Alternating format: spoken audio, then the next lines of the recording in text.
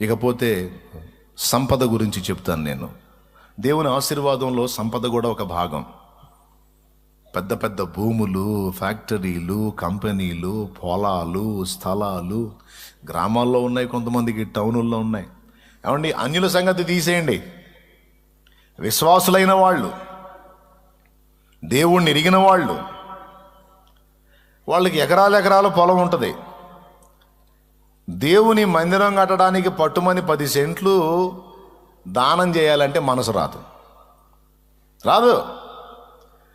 దేవుని మందిర నిర్మాణానికి చాలా ఎకరాలు ఉన్నోడు ఒక అరెకరం ఇయటానికి మనసు రాదు. కనీసం ఒక 20 సెంట్లు ఇయటానికి మనసు రాదు. కనీసం 10 సెంట్ల స్థలం కేటాయించి, ఇదిగో ఇది దేవుని మందిరానికి, ఇదిగో నేను రాస్తున్నాను, ఇది కేటాయిస్తున్నాను అంటానికి మనసు రాదు. మరి ఇప్పుడు అది వ్యర్థమైపోయిన సంపద లేకపోతే అర్థవంతమైన సంపద? ఎందుకు తగలబెట్టనా?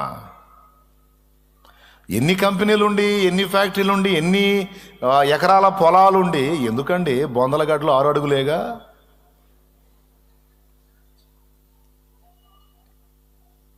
వాస్తవం. చెప్పుకోవటానికి, ఎచ్చులు పట్టడానికి, తామే అనుభవించడానికి అది కాదు బతుకు. నేను పరిశీలించాను కొంతమంది సంపన్నులు. ఎవరు అది? బుడ్డపిల్ల పిల్లలు గొంతు బలి ఆడరిత్తి అడిగి వినపడుతుందండి.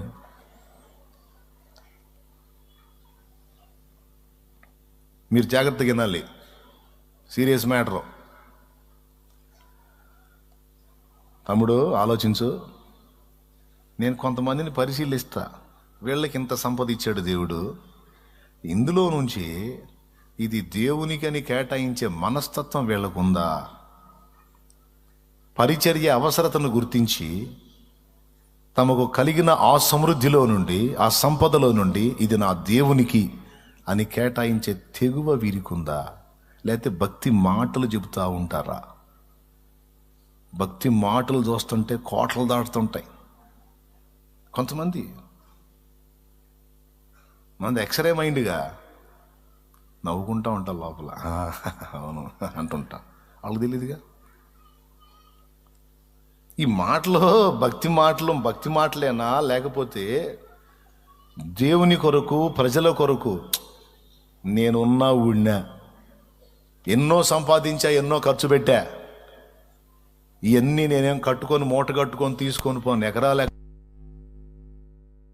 స్థలాలు తీసుకొని పోను, నాకు 4 స్థలాల్లోనే ఒకటి నా దేవునికి అంటే అది చాలా కాస్ట్ బ్రదరు. అరే అలాంటి కాస్ట్ కలిగిన నీకు చాలా ఉన్నాయిగా, చాలా ఇచ్చాడుగా, అందులో ఒకటి దేవుని మందిరానికి, దేవుని పరిచర్యకి కేటాయించు. దేవుడు అడుగుతాడు, ఒకవేళ ఇయ్యాలని దానం చేయాలన్నా ఏ దిక్కుమాలిందో, ఏ దరిద్రగొడ్డుదో, ఏ పనికిరానిదో, ఏ పనికి మాలిందో శ్రేష్టమైన దాన్ని దేవులాడ్డో, కుంటిదో గుడ్డిదో అంటారు చూడు, దాన్ని వెతికి ఏదో మొన్న మీరు చెప్పిన తర్వాత నాకు ఆలోచన వచ్చింది బెదరా, అందుకనే అది ఆడుందలే, మీకేమన్నా పనికి వస్తే దేవుడికి కేటాయించేసేదాన్ని. నేను చెప్తున్నా, నేనేదో ఆశించి ఈ మాటలు చెప్పటం కాదు. వేలాది మంది వింటారు ఈ మాటలు, కానీ విన్న వాళ్ళలో కనీసం కొంతమందికైనా కర్తవ్యం బోధపడిద్దని మాట్లాడుతున్న పరిశుద్ధాత్మ ద్వారా. దేవునికి స్తోత్రం కలుగునుగా.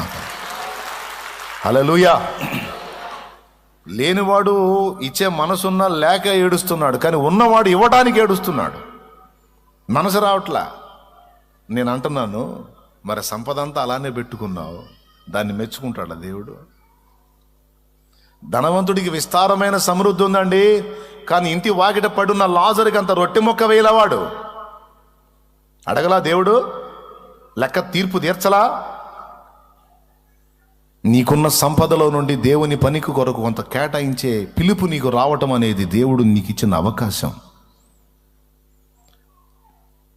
నీ ఆశీర్వాదం రెట్టింపు కావడానికి, నీకు దేవుడిచ్చిన దాన్ని ఇంకా అధికంగా ఆశీర్వదించడానికి దేవుడు నీకు ఇచ్చిన పిలుపేమో.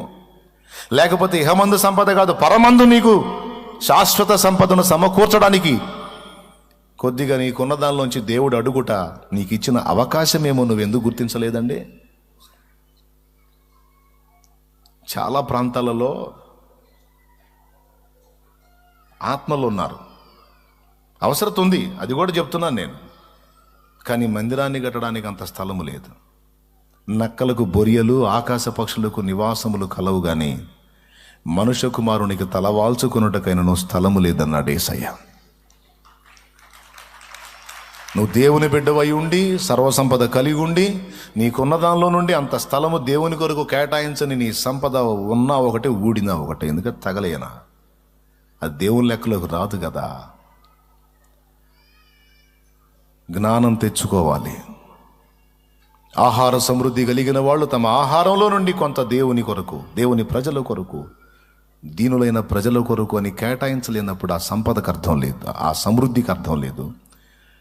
దేవుని కొరకు కాస్త చెయ్యలేనటువంటి, దేవుని పనికి తోడ్పడలేని, దేవుని పరిచర్యకు తోడ్పడలేని, దేవుని మహిమ నివసించడానికి ఇంత స్థలము కేటాయించలేని నీ సంపదలు, నీ పొలాలు, నీ స్థలాలు వ్యర్థం. అవి రాయబడవు, అవి ఆశీర్వాదకరం కావు. ఇది గ్రహించాలి ప్రజలు. రెండవది చెప్తున్నాను ఏమిటి? మొదటిది వ్యర్థమైపోయిన టైం, కాలం. రెండవది వ్యర్థమైపోయిన సంపద, సమృద్ధి. ఓకేనా? అయిపోలా, మ్యాటర్ ఉంది ఇంకా. మూడవది వ్యర్థమైపోయిన జ్ఞానం. వ్యర్థమైపోయే జ్ఞానం.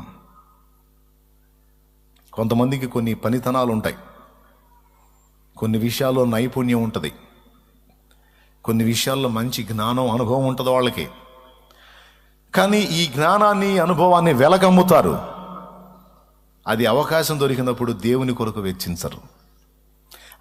దేవుని కోసం కేటాయించి, ఇది దేవుని కోసం ఈ పనితనాన్ని వెచ్చిస్తే మనకు వచ్చేది ఏముంది? ఆడ పాస్టర్ గారు ప్రార్థన చేసి పంపిస్తాడు, అంతకుమించి ఇంకేముంది? ఇదే జ్ఞానాన్ని మనం లోకంలో అమ్ముకుంటే పిచ్చ సొమ్ము. ఈ రోజుని అక్కడ కేటాయిస్తే డబ్బు, ఇక్కడ కేటాయిస్తే ఆశీర్వాదములే అని పంపిస్తాడు. ఏం ఫలితం మనకి? తాను ఒక ఇంజనీర్ అయి ఉంటాడు, తనకు ఒక ఆ విషయంలో అవగాహన ఉంటుంది, కానీ దేవుని పనికి ఒక ఐడియాను ఇవ్వలేడు. ఆ జ్ఞానం వ్యర్థం. తనకేదో సంగీత జ్ఞానం ఉంటుంది, కానీ దాన్ని దేవుని కొరకు వెచ్చించలేడు. ఒకవేళ దేవుని కొరకు వెచ్చించాలన్నా సొమ్ము. ఈ విధంగా తమకు దేవుడిచ్చినటువంటి టాలెంట్స్, దానికి సంబంధించిన జ్ఞానం, తలాంతు, దానికి సంబంధించిన జ్ఞానాన్ని దేవుడిస్తే అది దేవుని దగ్గర వాడడానికి కూడా సొమ్మును ఆశించేటువంటి పరిస్థితి. నేను చెప్తున్నాను, నీకు దేవుడిచ్చాడు ఆ జ్ఞానాన్ని, లోకంలో దాన్ని వెచ్చించి కొంత పొందుతున్నావు. దేవుని దగ్గరకు వచ్చినప్పుడు కూడా నువ్వు ఆశిస్తావా? 10 మంది మనుషులకు చేసే సేవ విషయంలో కూడా, దేవుని సన్నిధిలో కూడా వ్యాపారం చేస్తావా? దేవుని సన్నిధిలో కూడా నాకేంటంటావా?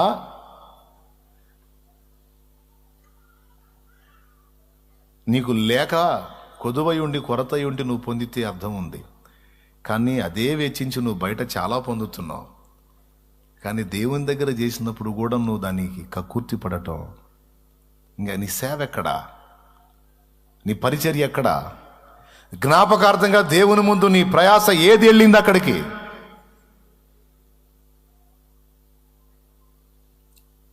టాలెంట్స్ కలిగిన వాళ్ళు, తలాంతు కలిగిన వాళ్ళకి ప్రశ్న,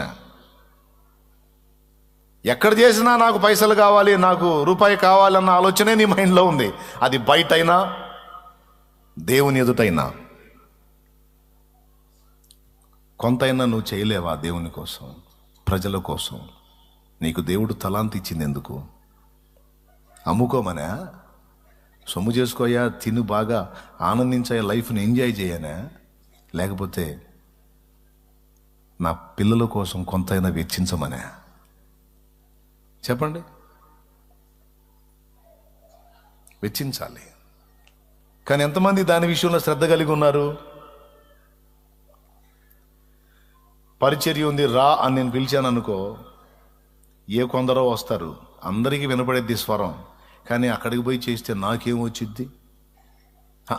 వచ్చిద్ది? ఒకరోజు అక్కడ ఖర్చు పెడితే రోజుకి నేను ఇదే పని నేను చేసే దగ్గర చేస్తే 1000 నాకు 1500 వస్తాయి, 2000 వస్తాయి. నేను అక్కడ పోయి రోజు గడిపేస్తే నాకేం వచ్చింది? ఆ శాలెం మన దగ్గరికి వచ్చి ప్రార్థన కూడా చేయడు. నాయనా, నేను చేయకపోయినా నా తండ్రి చూడ్డా,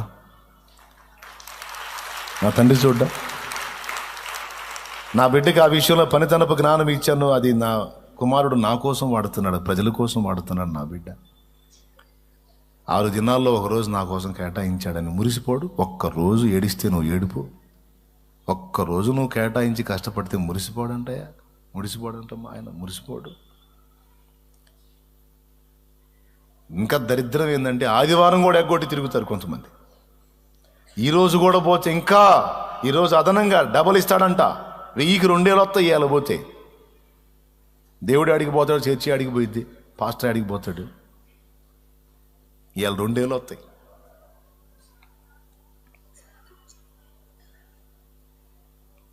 ఎంతమందికి అర్థమవుతుంది మ్యాటర్ సీరియస్సా కాదా?